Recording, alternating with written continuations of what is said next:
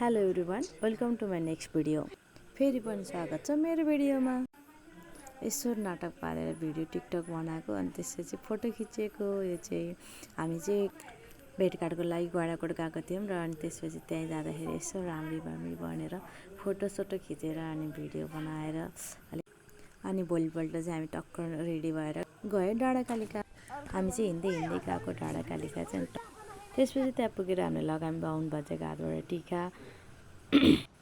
एकछिन लाइन बसेर भए पनि टिका लगायौँ अनि त्यसपछि भिडियो बनायौँ। यसो टिका लगाएको पनि होइन। अनि अब त्यत्रो बाटो गइसकेपछि यसो फोटो भिडियो नखिच्ने त कुरै भएन।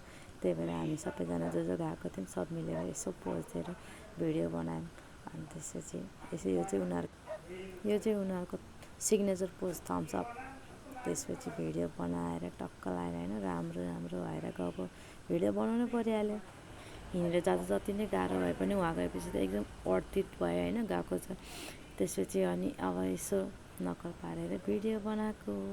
यसो अलिअलि त टिकटक सिक्नु पनि दिनु पऱ्यो नि त। अब 3 जना भेटेको छ होला, नभए त कुरै भएन।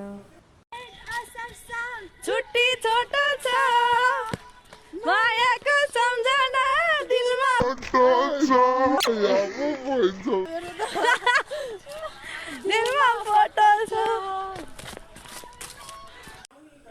अनि योहरू चाहिँ यसो फोटो अब राम्रो फोटो खिचेपछि देखाउनु परिहाल्यो होइन, राख्नै परिहाल्यो।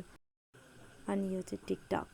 जल्दी से लेके आ जाओ एक डायमंड गिरे तेरे लिए दिल का टेलीफोन है बजता रिंग रिंग रे होइन के भो मायाले बोलायो मलाई, मायाले बोलायो, मायाले बोलायो मलाई, मायाले बोलायो।